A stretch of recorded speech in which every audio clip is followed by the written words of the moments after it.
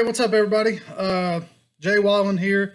Been a little while since I put a video out, so I've got a little bit of footage that I put together from this spring. I was on Kentucky Lake, mostly pre-fishing for the KBF National Championship. And then I spent a little bit of time on my little home local lake, Cedar Creek, here in central Kentucky. And one of the things that I really like to do in early spring is throw a Squarebill crankbait. For those of you that know me really well, I don't like to throw crankbaits hardly at all. I'd much rather throw a jig or, a big worm or something like that.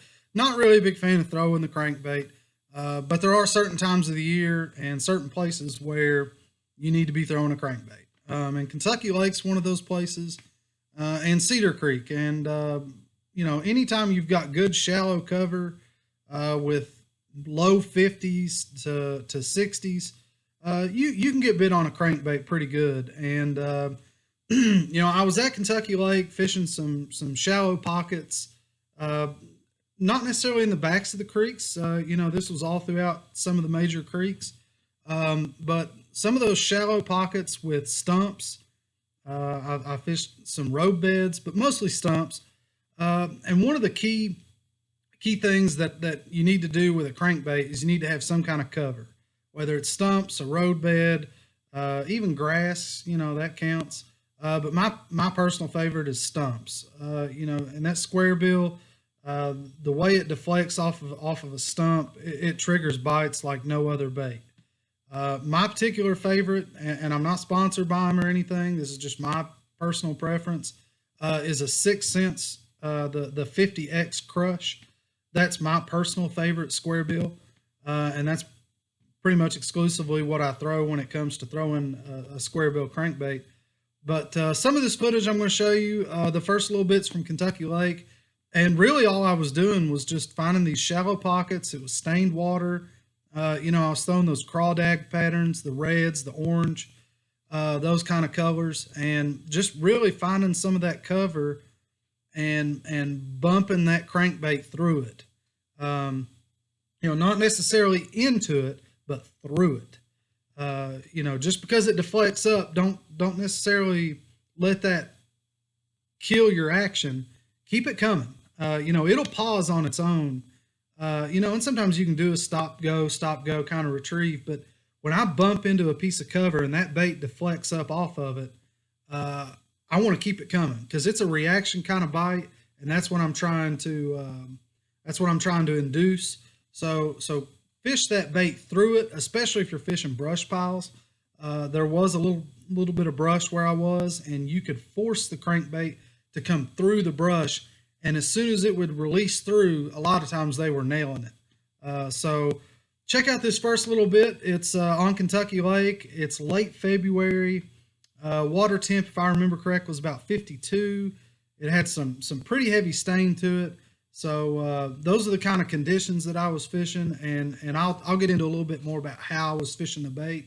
But here you go. Enjoy it.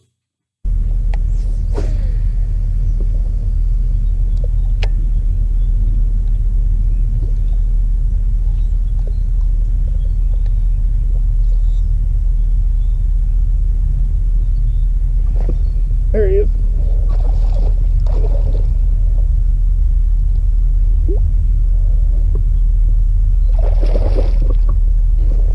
Not a bad one.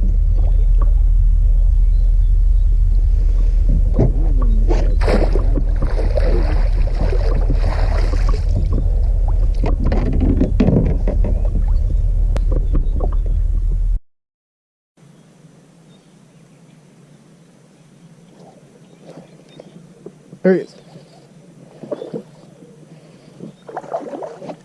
It's a good one. Ooh. Choked it.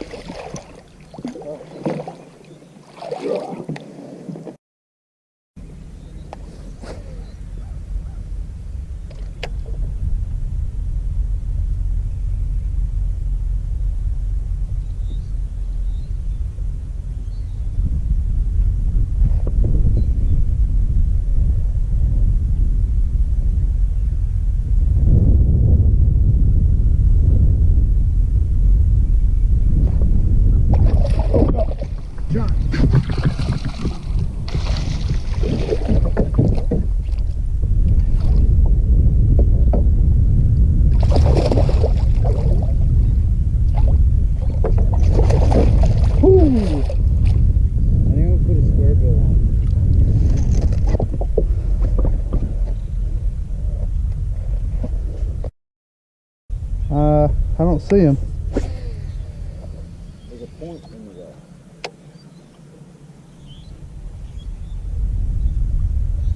Huh. Oh, I see him. Another one. Big one. Well. Oh yeah. Dude.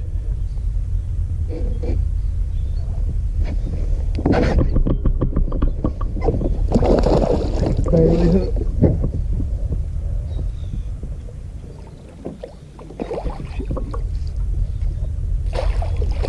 That's another good one, dude. Caught 14 today on this little crankbait. It's been pretty good pattern today. Just crashing it into any kind of cover I can find. Got a couple of banks up here. They're transitioning from mud to little pea gravel and then little rocks about the size of your fist. Those are the spots where they seem to be hanging the best, is right where all that stuff comes together and changes. Anytime you got a little run in, there's a lot of water running in the backs of all these little pockets. There's all sorts of brush and stuff up here in the water. I'm just crashing that Squarebill straight through it. They've been pretty active on it today, but you got to be in some cover. Water temp's up to about 55 today. Been running the same pattern all day.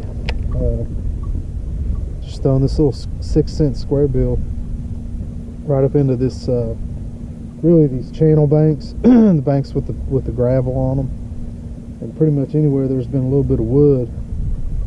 There's one. Oh yeah.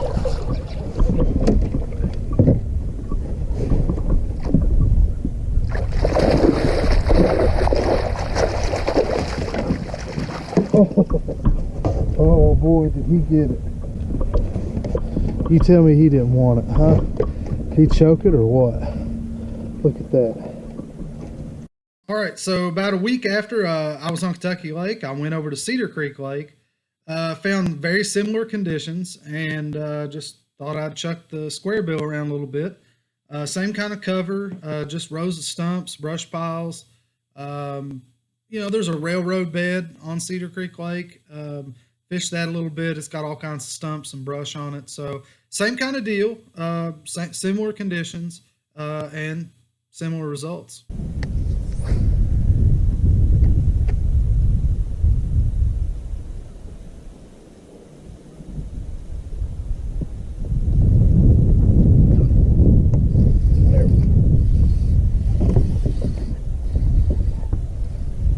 Here you go, Christine.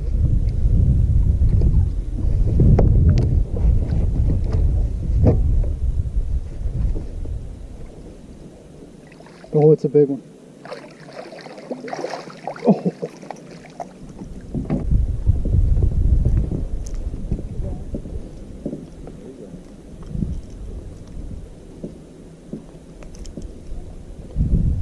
Probably 3.5, maybe 4.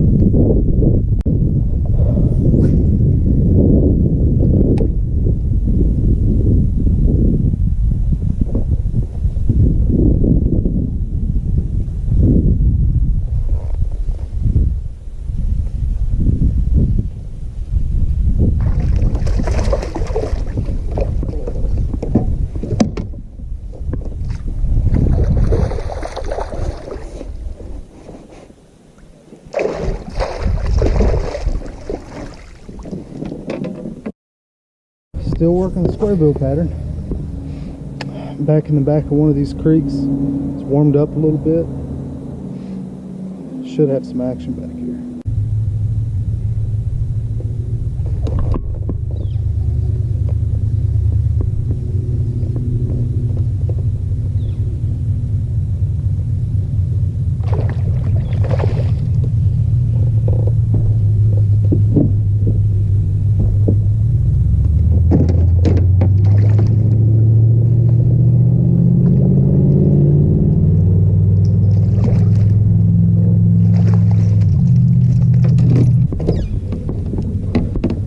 Another good fish on the Squarebill. Pattern's holding up. They're not killing it. Not catching a bunch. There's a few eating it. That old same 6-cent Squarebill. Thing's been putting in some work lately. Thing's beat all to pieces. All right, so to wrap this thing up, there's a couple things that I just want to show you guys, and it's the setup that I use to throw Squarebills on. A lot of people like a little bit shorter rod, maybe like a 6.6, 6.9, 6.10, something like that. I actually opt for a 7-foot rod.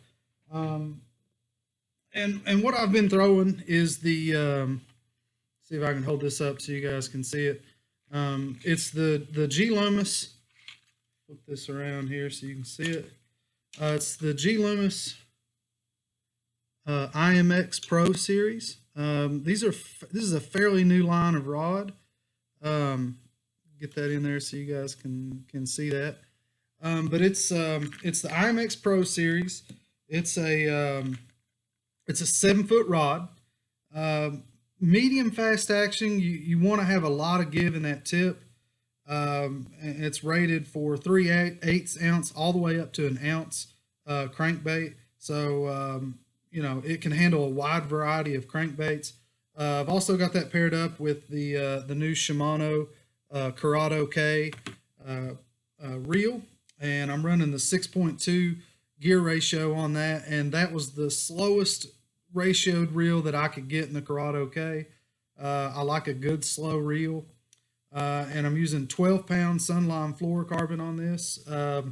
I probably wouldn't go much over 12-pound test. You know, you might be able to go to 14. I probably wouldn't go any heavier than that. And you know, if you're in real clear water, you can drop down to 10-pound test. But for 99% of what I'm doing, I found that 12-pound test fluorocarbon, that works. Of course, I'm using the Calcoast bait sack. That just keeps these treble hooked baits so well organized. Keeps them from getting tangled in things, including yourself. And this has been my little go-to crankbait, especially on Kentucky Lake. But it's that 6 cents Crush 50X, and great little crankbait. It's got some amazing action to it. Super sharp hooks. You don't need to replace the hooks on this thing. They come ready to go right out of the box. But just wanted to show you guys what it is I'm actually using. You know, there's all sorts of good rod and reel manufacturers and crankbait manufacturers. That's just what I use. I think, as you can see, it works pretty well. But hit up the comments, let me know what you think, and I sure appreciate you guys. And hit that subscribe button. And I'm going to keep this stuff coming all throughout the year. So appreciate you guys. Thanks.